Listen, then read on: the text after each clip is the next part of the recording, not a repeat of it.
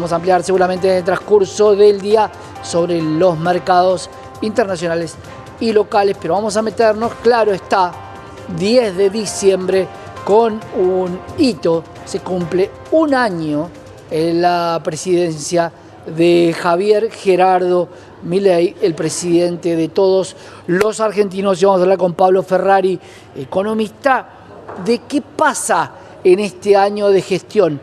No solamente lo que vemos delante de escena, sino qué pasa detrás de escena. ¿Cómo estás, Pablo? ¿Qué tal? Buenas tardes. ¿Cómo estás vos? Bueno, pasó este año, un año sumamente problemático en muchas situaciones, tanto por lo que se consiguió, también por lo que falta. ¿Cómo lo viste vos, Pablo? Lo primero que me parece analizar es la gestión a la luz de la propia campaña del presidente electo. El presidente electo hizo una fuerte campaña en torno a la inflación como fundamento del deterioro de salarios, de ingresos, y se comprometió a disminuirla, ¿no? Tenía otras banderas de campaña como la dolarización, etcétera, pero me parece que este es, desde el punto de vista económico, el fundamento de la campaña. No recuerdo bien si es el 12 de diciembre o el 13 de diciembre del año pasado, el ministro de Economía explica que hay precios reprimidos, en particular el del dólar y de energía convencional del salario, y ahí se produce prácticamente un debut del gobierno con un incremento del tipo de cambio del 120%, que se traslada a precios. La inflación del mes de diciembre fue de 25,5%. Si bien tuvo un sendero fundamentalmente descendente, lo que termina de ocurrir en el año, y es un primer balance de una variable fundamental que es el salario real disminuye de punta a punta, ¿no? Si bien es verdad que siempre teniendo en cuenta el IPC que utilizamos, que como sabemos tiene una canasta cuyas ponderaciones están desactualizadas, pero así todo, el salario ha perdido de punta a punta, todos los salarios, digamos, el registrado privado, el no registrado privado y el público, ¿no? Con distintos niveles. Esa es una primer, me parece, medida, un sector mayoritario afectado. Después, otro tiene que ver con el recorte del gasto, un 25,5% del gasto tiene que ver con reducción de jubilaciones, ¿no? Pensemos que el 60% cobra la mínima, lo que tiempo después, prácticamente los últimos días, la última semana, se suma el tema de medicamentos. Entonces hay una parte muy importante golpeada por estas medidas, y después me parece que otro de los hitos que hay es la sanción de la famosa ley de bases y el decreto que continúa vigente, donde permite toda una serie de modificaciones, entre otras la sanción en la ley de bases del RIGI, que permite exenciones de todo tipo para grandes inversiones, lo que me parece que de conjunto es una primer aproximación al balance del año de Milei. ¿Fuiste un poco light hablando de recorte y si estamos hablando del 25% del gasto? No, yo me refería a que el 25% de la explicación de la reducción del gasto tiene que ver con jubilaciones. Eso tiene sentido en cuanto a que cuando uno ve las erogaciones del presupuesto, lo que más tiene peso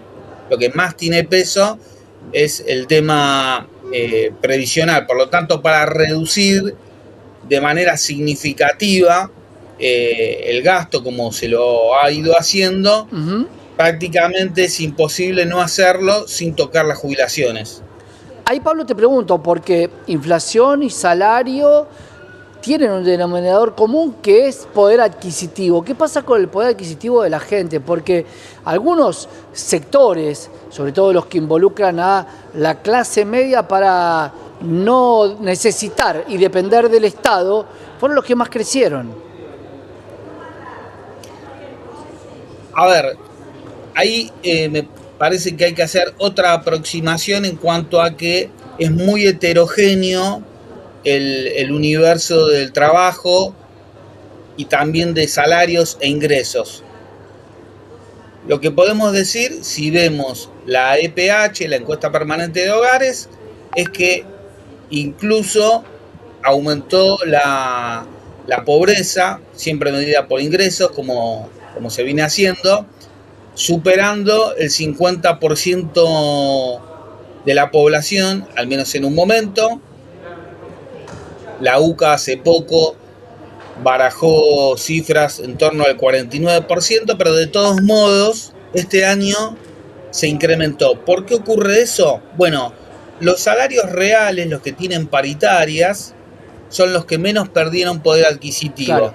Incluso alguno estuvo quizás sin pérdidas o en algún momento del año levemente por encima de la inflación minorista, insisto, que tiene ponderaciones que ya sabemos, no solo que son están en desuso, sino que la propia reconfiguración de precios relativos de este año, en particular el tremendo aumento de tarifas y transporte, termina reconfigurando la canasta. Por lo tanto, lo que podemos decir es que en términos agregados, en promedio, el salario perdió entre un 5,7 y un 9,6%, siempre de manera agregada, ¿no?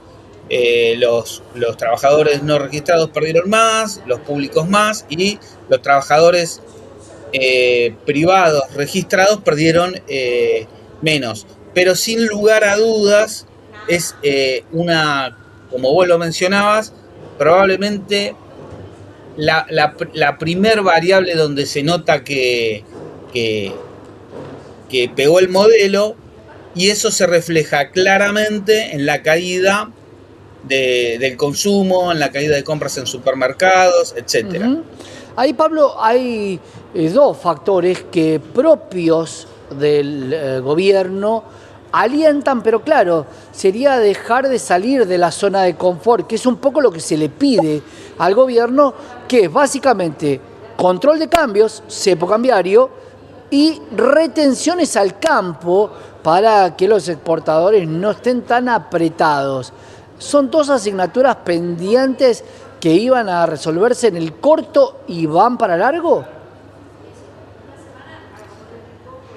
Probablemente eso se termine de perfilar un poco mejor con posterioridad a las elecciones de medio término del año que viene, porque ya con respecto a tanto a retenciones como a la administración cambiaria, hay un tema fundamental que es la cantidad de reservas.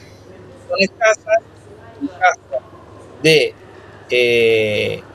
que ingresen menos reservas o ingresen más, se generaría una presión sobre el tipo de cambio y una presión devaluatoria o una devaluación en curso, más en particular, generaría una nueva escalada inflacionaria que probablemente sea la columna vertebral, sobre todo propagandística, del gobierno en cuanto a expectativas. Por lo tanto, seguramente, si bien se han levantado algunas capas del llamado cepo, permanezca esto hasta después de las elecciones, por lo menos más allá de que los tipos de cambio se parezcan cada vez más, haya bajado mucho la brecha, y habrá que ver si finalmente hay un ingreso de fondos frescos del Fondo Monetario Internacional, cosa que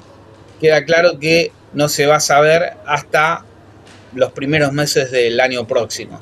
Ahora, ¿qué es primero, el huevo o la gallina? ¿Qué pasa con el RIGI? Tanto que lo nombramos, tanto que lo planteamos. ¿Existe RIGI si hay control de cambios?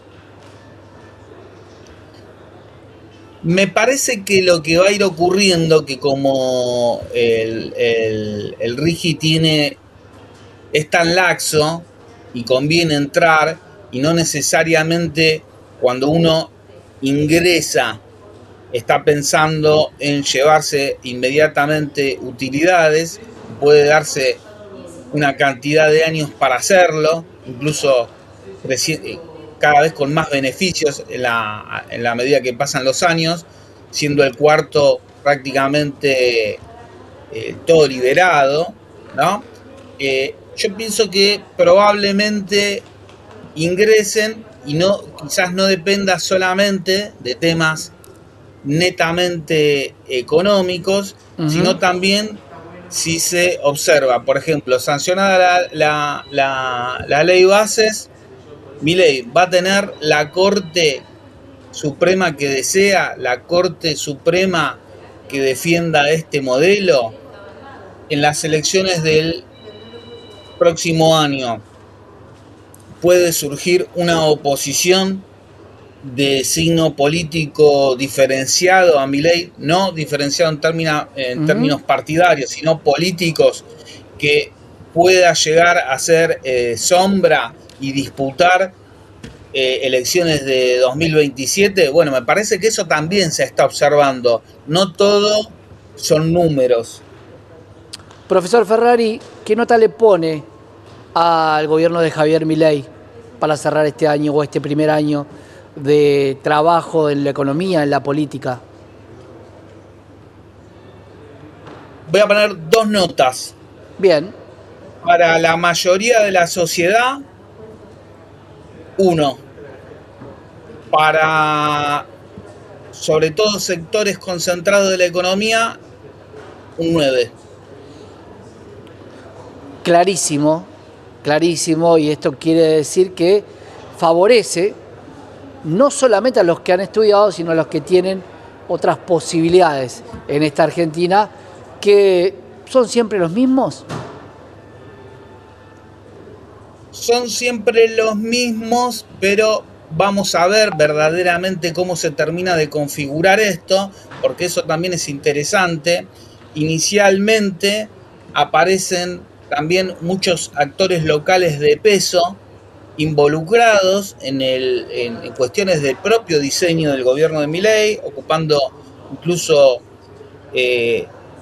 cargos públicos, y sin embargo, si bien hay reconfiguraciones dentro de propios grupos locales, transnacionales, lo que termina de ocurrir es que en la UIA, por ejemplo, empieza a haber un crujido, una tensión importante con el modelo por el tipo de cambio, por la apertura de importaciones, y es probable que se continúe modificándose, sobre todo para que favorezca más a actores extranjeros, y habrá que ver cómo actores locales se comportan en ese momento. Probablemente ahora no quieran hacer mucho ruido porque la estabilización relativa o la desaceleración de la inflación, sobre todo el pico del propio Milei de diciembre tras la devaluación, ha configurado paradójicamente, aunque hayan bajado los ingresos, cierto alivio en vastos sectores de la sociedad que ven como que se está cumpliendo un gran objetivo del gobierno. Habrá que ver si esto perdura, digamos, la estabilidad, y se toma como derecho adquirido. ¿Cuándo va a ser la hora, naturalmente, de empezar a reclamar entonces por ingresos bajos? Claro. Habrá que ver si se genera un malestar, cómo se mueven otros actores, como por ejemplo la UIA. Sin duda, Pablo, gracias. Aplazada la sociedad, aplazada la industria, y el resto con un sobresaliente, un 9 que le pusiste para los grupos de poder, que son siempre los mismos. Gracias, Pablo. Gracias a ustedes. Gran abrazo. Pablo Ferrari, economista, con la nota para el gobierno de Javier Gerardo Milei.